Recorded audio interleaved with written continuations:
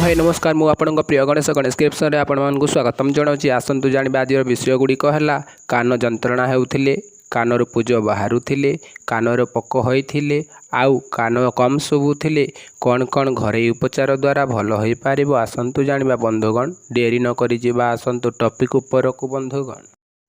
1 number point बंधुगण कान जंत्रणा होते आम मुख्यतः कला तुलसी रस को कान पकाइले कान जंत्रणा भल होता है। तुलसी रस सामान्य कर्पूर मिसाई कान पकाइले कान जंत्रणा भल होता है। आज्ञा 2 नंबर पॉइंट होउची कानरू पूज बाहरुले बंधुगण आम कौन करवा दरकार। कानरू पूज बाहरुले बंधुगण कृष्ण तुलसी रस को भृजंगराज पत्र रस को एकत्र करी सकाळे संध्यारे नियमित 2 ରୁ 3 दिन पकाइले कान पचा धोर होता है। आज्ञा 3 नंबर पॉइंट होउची कान पोक बाहरुले कौन करिवो। कान पोक बाहरुले आज्ञा 1 नंबर पॉइंट होउची तुलसी रस को उषुम करी कान पकाइले कान रु पोक बाहरी आसी थाए बंधुगण।